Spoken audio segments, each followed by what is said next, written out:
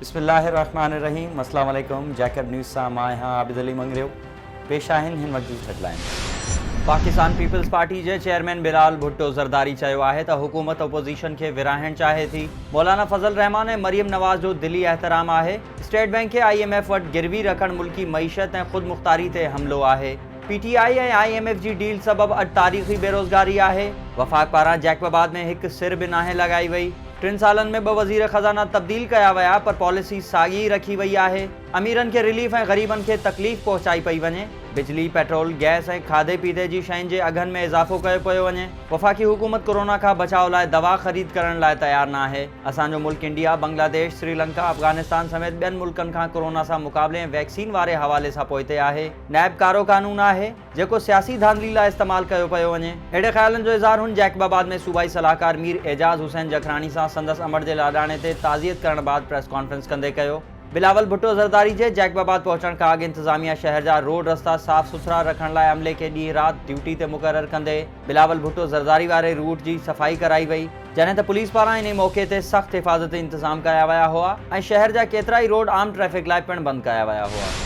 जैकबाबाद में peoples party chairman Bilawal Bhutto Zardari पारां समाजी अगवान हाजी शेर मोहम्मद बुग़ैरी सां ख़ुसूसी मुलाक़ात कई वई। मुलाक़ात दौरान बिलावल भुट्टो ज़रदारी ऐं हाजी शेर मोहम्मद बुग़ैरी में जैकबाबाद जी मौजूदा सियासी सूरत हाल ते ख़्यालनि जी ॾे वठि कई वई। ज़रियनि जी दावा आहे त हाजी शेर मोहम्मद बुग़ैरी ईंदड़ चूंडुनि में पीपल्स पार्टी जी टिकट तां चूंड विढ़ण जी ख़्वाहिश पिणु ज़ाहिर कई आहे। जैकबाबाद वेझो हथियारबंदनि जी फायरिंग में नौजवान क़तल। आबाद थाणे जी हद बिरोही लाड़े वटि अणसुञातल हथियारबंदनि फायरिंग करे मोटरसाइकिल सवार ख़ैरपुर वासी 46 वरनि जे निसार अहमद वल ग़ुलाम शब्बीर जागीरानी खे क़तल करे छॾियो ऐं फ़रार थी विया। इत्तला ते हद जी पुलिस लाश पोस्टमार्टम लाइ सिर अस्पताल जैकबाबाद मुंतक़िल कयो ऐं ज़रूरी घुर्जूं पूरियूं करण बाद लाश वारिसनि हवाले कयो वियो। करीम बख्श खोसो में थाणे जे लॉकअप मां अगवा जो कैदी फ़रार। नारी सायरा लाशारी जे अगवा केस में गिरफ़्तार जवाबदार उमर बहरानी थाणे जे लॉकअप मां फ़रार थी वियो। कैदी जे फ़रार थियण बाद करीम बख्श खोसो पुलिस में थरथलो मची वियो, जॾहिं त इलाइक़े में अहिड़ा चौबोल आहिनि त SHO मुहिम ख़ान तुन्यो कैदी खे रिश्वत एवज़ आज़ादु कयो आहे। जैकबाबाद में ॻोठाणे जो ट्रैक्टर फुर कंदड़ जवाबदार गिरफ़्तार न थियण ख़िलाफ़ एहतजाज। ॻोठ हाजी ख़ान कटोहर वासी शौकत अली कटोहर एहतजाज कंदे दायो आहे त 5 महीना अॻु ट्रैक्टर फुर कंदड़ जवाबदारनि वहीद बुलेदी, अली मुराद कटोहर, अली दोस्त कटोहर, निसार ऐं हाजी कंडो बठियाणी मूं खां ट्रैक्टर फुर कयो हो। केस दाख़िल हुअण बावजूद पुलिस खेनि गिरफ़्तार न करे रही आहे। SSP खे अपील आहे त खेनि गिरफ़्तार करे ट्रैक्टर वापसि करायो वञे।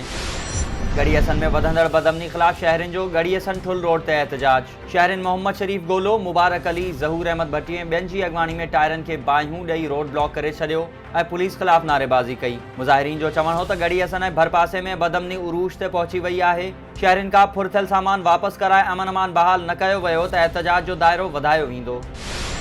सेवण शरीफ में हंगामे बाद दरगाह ते पुलिस ऐं रेंजर जी वॾी नफ़री मुक़रर। कोरोना सबब कलंदर लाल शहबाज जो मेलो न कराइण ऐं दरगाह बंदि रखण वारे हुकुम बावजूद पंजाब खां आयल ज़ाइरीन दरगाह में ज़बरदस्ती दाख़िल थियण जी कोशिश कई ऐं इंतज़ामिया पारां रोकण ते चकरियूं थियूं। वाक़े में 10 पुलिस एहलकार ज़ख़्मी थिया, जॾहिं त 4 मोटरसाइकिलनि खे बाहि ॾेई साड़ियो वियो ऐं हिकु पुलिस मोबाइल जा शीशा पिणु टुटी पिया। वाक़े बाद दरगाह जो समूरो कंट्रोल रेंजर्स ऐं पुलिस संभाले वरितो आहे। होॾां वाक़े जो केस दरगाह जे सिक्योरिटी इंचार्ज सैयद नजफ शाह जी फ़रियाद ते दाख़िल कयो वियो आहे ऐं पुलिस इन सिलसिले में 10 शकी माण्हुनि खे गिरफ़्तार पिणु करे वरितो आहे।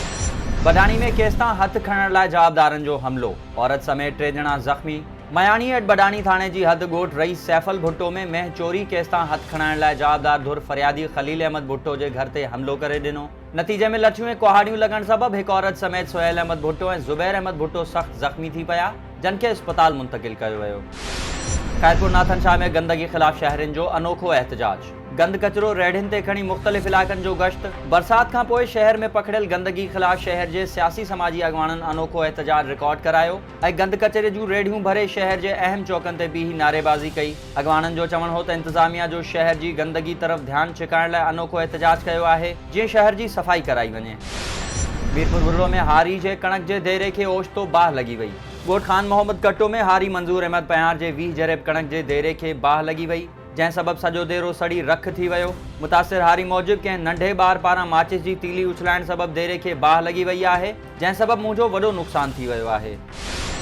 गौसपुर में पोलियो हमले जो मिडवाइफ ख़िलाफ़ एहतजाज। रूरल हेल्थ सेंटर में पोलियो हमले पारां मिडवाइफ अफशीन अवान जी मुबैना ज़ियादतिन ख़िलाफ़ एहतजाज कंदे पोलियो मुहिम जो बाइकॉट करण जो ऐलान कयो वियो। एहतजाज सबब अस्पताल में छिकटाइण वारी सूरत हाल पैदा थी वई।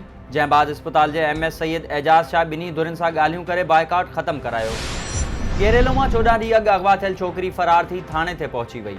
अगवा थियल सितारा नूनारी खे गेरेलो पुलिस लाड़काने जी अदालत में पेश करे छॾियो, जिते सितारा नूनारी बयान रिकॉर्ड कराईंदे चयो त मूंखे शब्बीर गोलो ऐं संदसि भाउ नसीर गोलो अगवा करे हिकु कमरे में बंदि करे छॾियो हो, जिते ज़बरदस्ती शब्बीर सां शादी कराइण लाइ तशद्दुद कंदा हुआ। बाक़ी मूंसां का बि ज़्यादती वग़ैरह नाहे कई वई। गुज़िरियल राति जवाबदारनि जी निंड जो फ़ाइदो वठंदे वझ वठी हिते पहुती आहियां। मूंखे वारिसनि समेत जान जो ख़तरो आहे, तहफ़ुज़ फ़राहम कयो वञे। जंहिं बाद अदालत छोकिरी खे संदसि भाउ सदाम नूनारी हवाले करण जो हुकुम ॾिनो।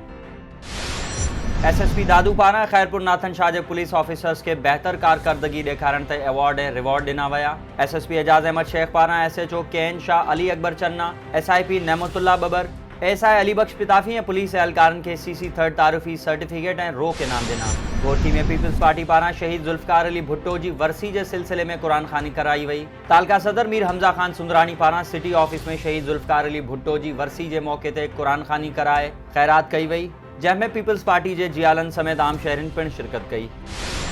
ऐं मटियारी में समो बिरादरी जो PTI अॻवान ख़िलाफ़ एहतजाज। समो बिरादरी पारां अल्ताफ़ हुसैन समो, ज़हीर हुसैन समो, यासीन समो ऐं ॿियनि जी अॻवानी में प्रेस क्लब आॾो एहतजाज कयो वियो। संदन चवण हो त कुझु ॾींहं अॻु हिकु बार दुकान ते सोनो हार खणी आयो हो, जंहिंखां असीं हार वठण बजाए वापसि कंदे पुलिस खे बि इत्तला कयो, पर हाणे PTI अॻवान हाजी अब्दुर्रज़ाक मेमण जा पुट ज़बरदस्ती उन चोर खे असां मथां बीहारे कूड़ो केस दाख़िल करे ज़्यादती करे रहिया आहिनि। मामले जी अणधूरी जांच कई वञे। ही हुयूं हिन वक़्त जूं हेडलाइंस। वधीक ख़बरुनि ऐं अपडेट्स लाइ विज़िट कयो असांजी वेबसाइट www.jacobnewsht.com ऐं फेसबुक ते फॉलो कयो। ॾिसंदा रहो जैकब न्यूज़, ख़बर खां हक़ीक़त ताईं।